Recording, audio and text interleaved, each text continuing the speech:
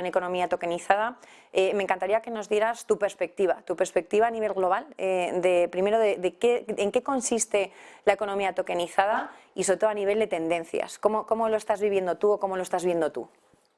La economía tokenizada, yo siempre prefiero hablar del potencial que tiene, ¿ya? Porque volvemos al punto que la tecnología en general es una herramienta y depende cómo se diseñen las innovaciones, es como realmente termina. Yo personalmente siempre he visto la economía tokenizada que tiene el potencial a crear un nuevo modelo realmente económico basado más a la economía real que lo que tenemos hoy, que es una economía más especulativa. ¿Ya? Y por eso volvemos al tema potencial, de lo potencial y lo que sucede, porque aún estamos viendo hoy que los proyectos que hay de tokenización no necesariamente están bien vinculados a la economía real, sino algunos siguen siendo especulativos y simplemente es como un upgrade tecnológico. Es decir, por ejemplo, el carbon credit, en vez de que sea, digamos, de una determinada forma, simplemente se tokeniza, pero no hay una innovación real ni una medición asociada a ese activo financiero. Y ahí creo que ese es el potencial que tiene. La economía, ustedes saben que la economía tokenizada al final tiene que ver con la posibilidad de representar un valor o un derecho, un activo o un derecho, pero lo maravilloso es que, como bien dice, token economy es también una economía que puede ser de incentivos. Si diseñamos, si el incentivo, o al final que son como sistemas monetarios complementarios, al final, tiene un diseño adecuado, se podría buscar o lograr el objetivo específico. Un caso muy concreto, lo que hablamos del tema de los créditos de carbono. Durante muchos años vimos los bonos de carbono, los créditos de carbono, pero nada que no hemos tenido la certeza de que ese activo sea real y cómo se generó la métrica, el seguimiento, la trazabilidad. Bueno, si se combinan distintas tecnologías, por ejemplo, IoT, tecnología satelital, inteligencia artificial, uno podría tener una estimación real de ese activo y ser un activo mucho más veraz, por lo tanto va a tener un impacto más real de lo que ha tenido en su formato más análogo o especulativo, por decirlo así. Eso yo creo que, por eso te digo que, pero depende todo de cómo lo diseñamos, porque aún así cuando uno habla de esta trazabilidad va a depender, por ejemplo, de qué tan manipulable es la información, los puntos donde se sube la información, etc. Pero se puede crear esta economía de incentivo que busque el poder resolver problemas específicos utilizando la tecnología. ¿Y lo ves como el futuro o como el presente? Yo lo veo como el presente con mucho potencial de crecer en el futuro. Para mí es una tecnología que habilita o permite que toda la sociedad pueda participar de manera más directa en la economía y en los mercados financieros. Y esto, dicho así, bueno, no sé, suena como una frase muy teórica, pero en el fondo puede ser muy transformador. Es decir, cuando una compañía puede acceder directamente al capital porque se está financiando de su propia comunidad de clientes, está rompiendo una barrera, está haciendo el acceso al capital mucho más simple. Y cuando un particular cualquiera puede acceder a los mejores productos financieros del mundo porque puede entrar con tickets muy pequeños, también está transformando la manera en la que su economía puede crecer.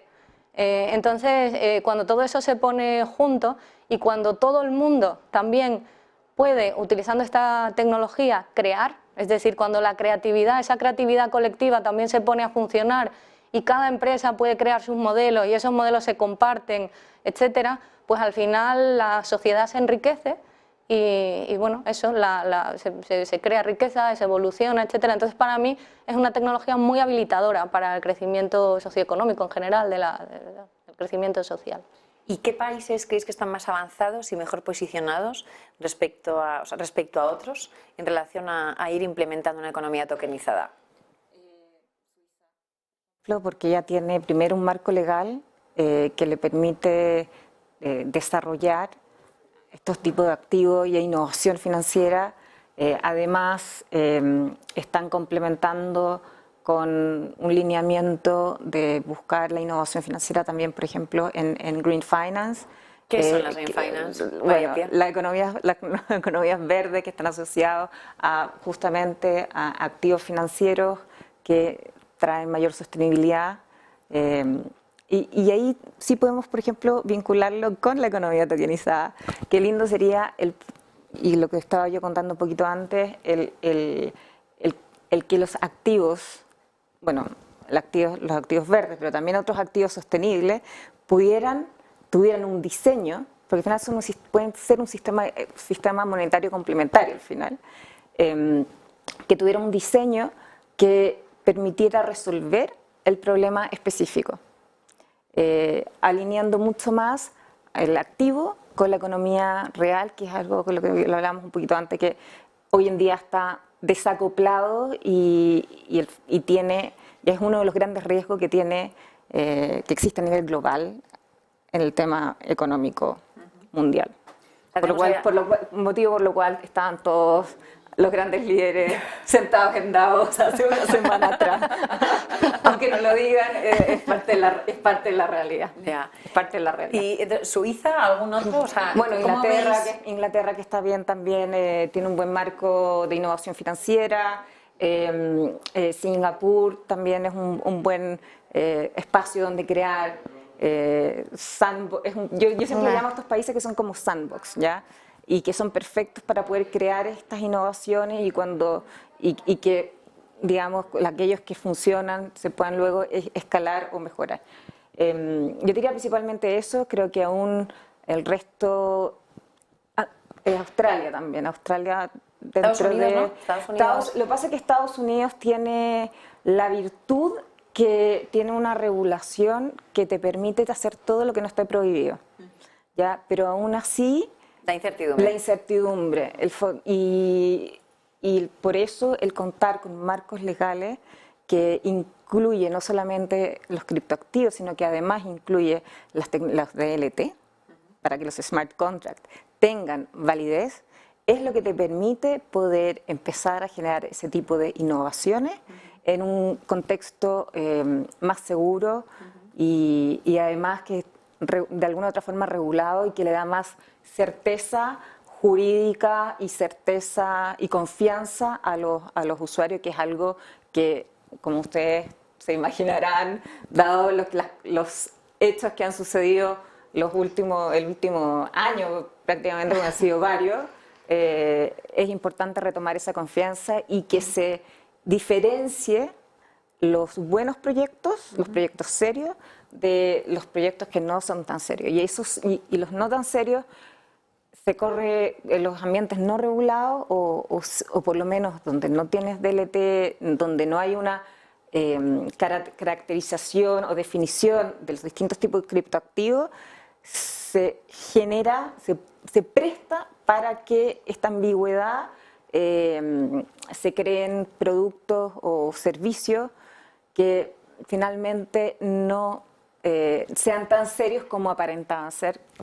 Ya sabemos qué casos icónicos se pueden encontrar, ¿no? Como FTX. ¿Y España-Europa? ¿Cómo veis el ecosistema de España y Europa? A ver, yo creo que, bueno, sabemos que finalmente España es un caso bien interesante porque de alguna u otra forma la comunidad corporativa y la comunidad también emprendedora se organizó hace años dentro del ecosistema del consorcio Alastria y sobre eso se generó otros ecosistemas dentro de España y aquí hay mucha innovación en ese sentido.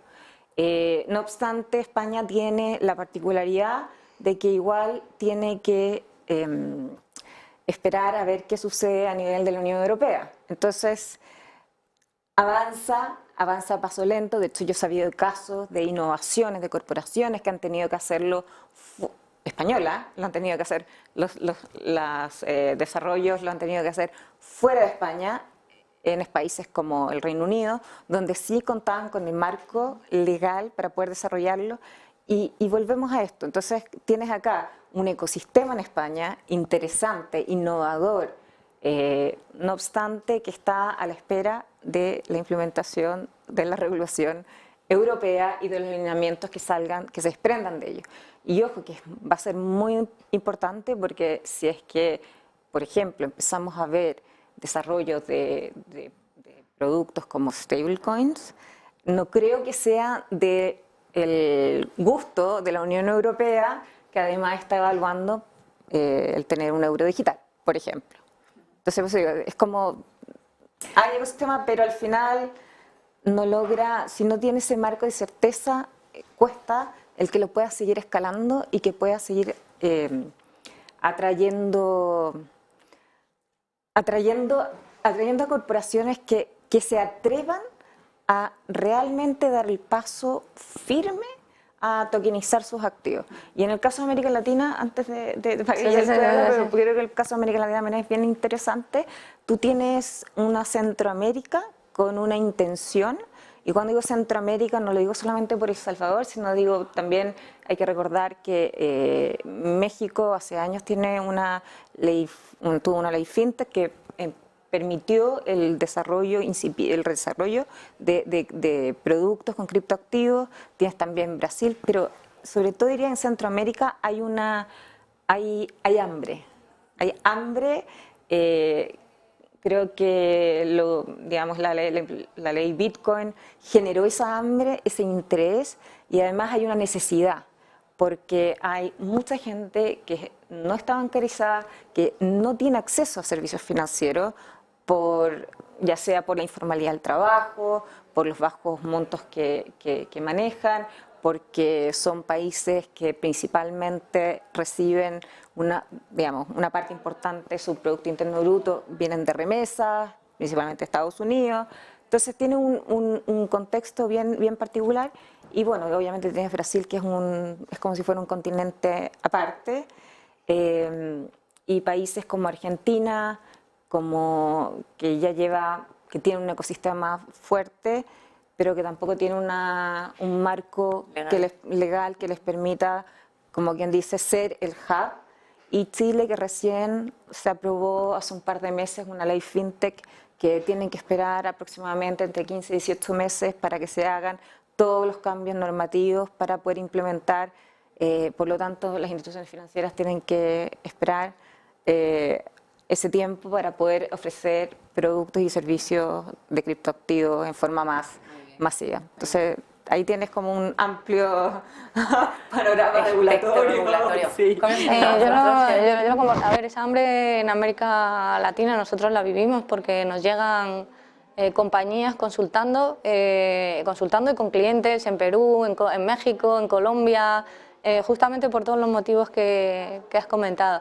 Y respecto a nivel regulatorio, en Europa, nosotros sí que hemos sentido como un antes y un después, completamente de acuerdo en que es necesaria esa claridad regulatoria, sobre todo en el ámbito de los security tokens, porque estás trabajando en mercados financieros y ya están súper regulados, entonces no puedes entrar de lado a crecer y a operar en esos mercados financieros, tiene que ser totalmente en un entorno para poder que instituciones que quieran desarrollarse en ese mercado, pues obviamente solo si a nivel regulatorio está todo muy claro lo van a hacer, porque si no, el riesgo reputacional y puede ser, o sea, es enorme. Pero lo que sí vemos es que Europa ha tomado muy decididamente el camino hacia la economía tokenizada y está sacando reglamentos específicos para favorecerlo.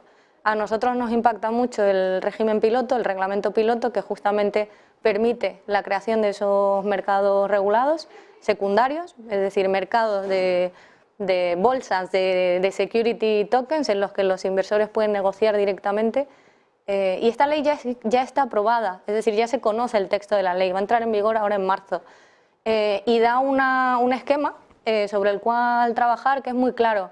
Sigue a la regulación en Suiza. En Suiza esta ley ya existe desde el año pasado y Europa pues, la ha aprobado este año y hasta que no entre en vigor pues no empezarán las primeras compañías a tener licencia y tal. Pero bueno, es un marco regulatorio que sí que da toda la seguridad jurídica para poder operar. Entonces, estamos notando ya desde el punto de vista de las instituciones cómo el año pasado sí no se atrevían a dar el paso, pero ahora en el que la ley ya está es inminente el que entre en vigor, sí que están mucho más dispuestas a introducirse en el sector. Bueno, tenemos ahí 3 minutos, 2 minutos para acabar. Sí que me gustaría que acabáramos hablando de oportunidades, o sea, de oportunidades que veis que existen respecto a esa economía tokenizada y qué cosas vamos a ir viendo, qué cosas van a cambiar, Yael. Bueno, a ver, lo hemos comentado muchas veces, estamos al principio de toda una transformación, entonces pues nosotras lo visualizamos todo tokenizado, que el mundo tokenizado, el mundo en tokens, ¿qué cosa no va a estar tokenizada? Pero Y replicable en metaverso. todo y el metaverso, está claro. No, pero bueno, exacto, es decir, hay un universo de oportunidades y bueno, quiero decir, las vamos a ver en los próximos años. Sí, Sí, yo tengo la misma perspectiva que Yael, además que esto se da en paralelo no solamente con el desarrollo y evolución de la tecnología, de las tecnologías DLT, sino que además con la evolución de las otras tecnologías profundas como la inteligencia artificial, el IoT, la tecnología satelital, etcétera, porque los próximos activos de la nueva generación van a estar hechos con datos y datos que van a ser lo más precisos posibles y menos manipulables posibles, ¿ya? Y ahí yo siempre, esa es mi pasión, la verdad. Y ahí creo que está esa oportunidad, linkeándolo con tu pregunta anterior, de crear esta economía tokenizada, o de incentivos que realmente alinee los objetivos. Porque en el caso de la Green Finance, que es un caso yo creo que es muy interesante, algo que ya se sabe es que finalmente hay problemas de información respecto al impacto de los proyectos verdes, digamos de los activos verdes.